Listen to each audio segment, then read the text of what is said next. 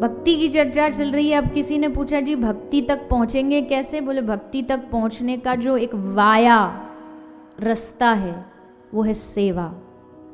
सेवा कथा रसमहो नितराम पिबध्वम्। सेवा के माध्यम से रास्ते से भक्ति तक जाया जा सकता है, भक्ति तक पहुंचा जा सकता है। भजन का यही रास्ता है। जीवन में अगर कोई चाहता कि भाई हमको थोड़ा भक्ति भजन में आगे बढ़ना, तो एक काम करो, पहले किसी की सेवा करना शुरू करो। सेवा से भगवान प्रसन्न होंगे कि भाई देखो ये आदमी सेवा में लगा है, ये सेवा कार्य कर रहा है, और अब इसको धीरे धीरे इसको ट्रांसफर करो, सेवा से आगे बढ़ा करके इसको भक्ति के मार्ग पर लेकर के आओ। तो भक्ति तक पहुंचने का रास्ता सेवा के माध्यम से। और फिर कहा कि अगर ऐसी भक्ति तुम्हारे जीवन में आ गई है, तो अगर तुमको लग रहा है ये जो गुण बताए जा रहे हैं कुछ कुछ कुछ कुछ ये हमारे भीतर अब धीरे धीरे आ गए हैं, तो बोले अब छुप कर रहना, क्योंकि भजन का कभी भी ढिंढोरा नहीं पीटा जाता। भजन जब भी करना चाहिए छुप के करना चाहिए। भजन का, भक्ति का, सुमिरन का, अच्छी चीजों का ढिंढोरा नहीं पीटते हैं, छिपा करके रखते हैं। श्री मलुकदास जी कहते हैं, सुमिरन ऐसा कीजिए दूजा लखे न कोय, होठ न फरकत देखिए प्रेम राखिए गोय। होठ भी फरकत दिखते नहीं है, दिखेगा अरे मुंह बंद करके बैठा, पर भीतर राम राम राम राम, जय सिया राम, राधा राधा, हरे कृष्ण हरे कृष्ण। सुमिरन ऐसा कीजिए दूजा लखे न कोय, होठ न फरकत देखिए प्रेम राखिए गोय।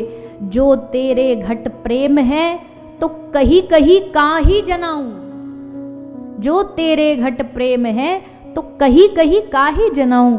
अंतर्यामी जानी है अंतर्गत को भाव। कह कह के जनाने से क्या फायदा कि भाई हम बड़े भगत हैं, अंतर मन की तो वो सारी जानता है ना कि भाई तुम कितने बड़े भगत हो, कितने हो। धन तब तक ही सुरक्षित रहता जब तक लोगों को पता ना हो। घर की कौन सी तिजोरी में कितना पैसा है क्या किसी को बताते हैं हम? कितना घर में कैश रखा है बताते हैं हम? क्यों बता देंगे तो चोरों की नजर गड़ जाएगी, चोरी करने वालों की दृष्टि लूटने पे उतर आएगी, इसलिए छुपाते हैं, बताते नहीं किसी को। जब धन तब तक ही सुरक्षित है जब तक छुपा है, तुम्हारा भजन भी तब तक ही सुरक्षित है जब तक छुपा है। जब लोगों को दिखने लग जाएगा ना तो लुटेरे बहुत आ जाएंगे इस दुनिया में। बोले कैसे आते हैं लुटेरे? भजन को लूटने वाले लुटेरे जानते हो कौन होते हैं? प्रणाम करने वाले, जो ज्यादा जय हो महाराज महाराज ये प्रणाम करते ना, इसका मतलब ये भजन लूटने आ रहे हैं। एक दृष्टांत कहीं सुना था कि एक संत रहते थे मिथिला में, जनकपुर में, और किशोरी जी के माता जानकी के बड़े परम भगत थे, खूब भजन करते। और इनका नियम था रोज जनकपुर का जो मंदिर है, जानकी जी का जो महल है, वहाँ जाते और पीछे खड़े हो जाते और अपनी जानकी जी को देख के, अपने राम लला को देख के खूब रोते थे, खूब रोते। तो खूब भजनानंदी साधु थे, ये सत्य की घटना है। तो अब धीरे धीरे भजन की अपनी सुगंध होती है, जो भजनानंदी होता है ना उसकी सुगंध अपने आप फैलने लगती है चारों ओर। तो भजन की सुगंध फैलने लगी, सबको थोड़ा थोड़ा पता लगने लगा। बोले बाबा जी हैं, बड़े अच्छे हैं। सेठ साहूकार आने लगे, सेठों की भीड़ लगने लगी। और एक बार जब एक कहीं किसी जगह कोई सेठ पहुंच जाता है तो दूसरों को लगता है ये सेठ इसलिए गया क्योंकि इसको कुछ ना कुछ वहां से फायदा हो रहा है, हम भी चलते हैं। तो दूसरे भी लाइन में लग लेते हैं, लंबी लाइन लगने लगी, जय हो महाराज होने लगी। अब तो इतनी भीड़ हो गई कि महाराज, संत महाराज का जो दर्शन का सुख था वो भी छिनने लगा। जो रोज का नियम था, रोज जाते थे दर्शन, अब इतनी भीड़ में कैसे निकले। तो महात्मा जी तो बड़े परेशान, बोले इसलिए आए थे हम यहाँ जनकपुर धाम में कि अपनी जय हो करवाएंगे? हम तो दर्शन का सुख लेने आए थे, उससे हम वंचित रह रहे हैं, तो अब क्या करें? ऐसे तो ये लोग दुनिया वाले मानेंगे नहीं। तो महाराज जी ने एक बड़ी विचित्र चीज करी। क्या किया? उस जनकपुर में एक वैश्या रहती थी, उस वैश्या घर चले गए, वैश्या के कुटिया में चले गए। तो वैश्या ने दरवाजा खोला, और जैसे दरवाजा खोला सामने देखा, वैश्या तो इसलिए आई भगी भगी, भाई कोई सेठ साहूकार आया होगा, कोई ग्राहक आया होगा, पर ये क्या, ये तो तिलक वाला बाबा, ये तो गले में कंठी पहना बाबा, लंबी लंबी दाढ़ी मूंछ जटाएं। तो वैश्या जनकपुर धाम में रहती थी, मजबूरी वश कार्य करती थी, पर थी तो सदाचारी, थोड़ा समझ थी।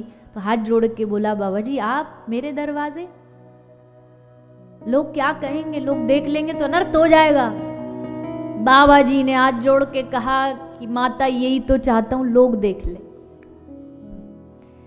और हाथ जोड़ के बोले, माँ मुझे बचा ले। बोले किस चीज से बचा ले? बोले दुनिया की इस प्रशंसा से मुझे बचा ले। ये दुनिया प्रशंसा का रूप लेके माया मुझे ठगने आ रही है, पकड़ रही है, और मैं बच नहीं पा रहा हूं, इसलिए माता तू ही मुझे बचा सकती है। बोले बाबा जी आपको चाहिए क्या? बोले अपने इस कोठे पर, इस अपनी कुटिया पे मुझे थोड़ी सी जगह दे दे, मैं यहीं रहूंगा तेरी कुटिया में, कहीं पीछे पड़ा रहूंगा, तू आगे रहना, मैं इस कोठे में पीछे रहूंगा। बस मेरा तेरा मिलना आज पहली और अंतिम बार है, इसके बाद ना तुझे मुझसे काम ना मुझे तुझसे काम, और तेरे घर में थोड़ी जगह चाहिए।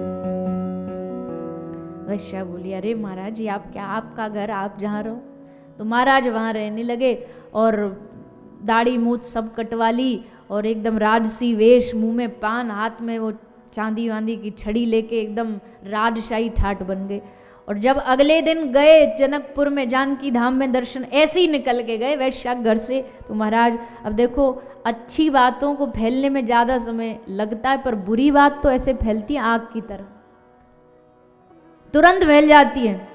किसी ने कहा खामोश रहा ये जमाना हमारी नेकी पर, अच्छाई पर, खामोश रहा मेरी नेकी पर ये जमाना, और ऐबों पे बात आई तो गूंगे भी बोलने लगे।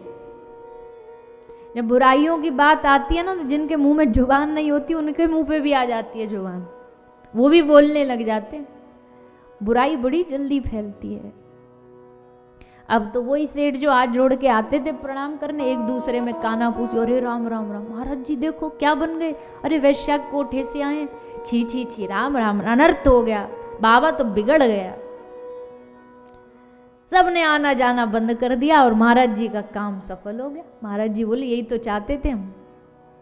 अब तो आते और आके रोज जनकपुर में दर्शन करते, पीछे खड़े होके, कोई नहीं देखता बाबा को, सब बोलते बाबा तो बड़ा चरित्रहीन हो गया, बाबा इसी में खुश, पीछे खड़े खड़े बस दर्शन करते। वो भजन करते, खूब भजन करते, और उनका भजन कितना था ये इस बात से सिद्ध होता है कि एक दिन बाबा की मृत्यु हुई, और जिस दिन बाबा की मृत्यु हुई, जनकपुर धाम के मंदिर में जो दिया था, दीपक था, वो बुझा, और सिर्फ दीपक नहीं बुझा, सरकार खड़े थे, उनकी नेत्रों में से आंसू निकल गए।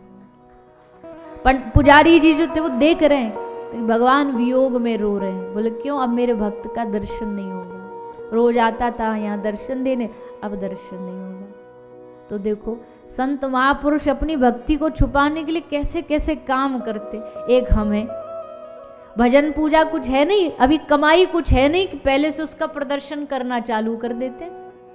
2 मिनट लगता है हमको अपने भक्ति का प्रदर्शन करने में। हम ऐसे, हम इतना भजन करते हैं, हम इतना दान करते, अरे क्या करते हैं हम? कुछ भी तो नहीं करते।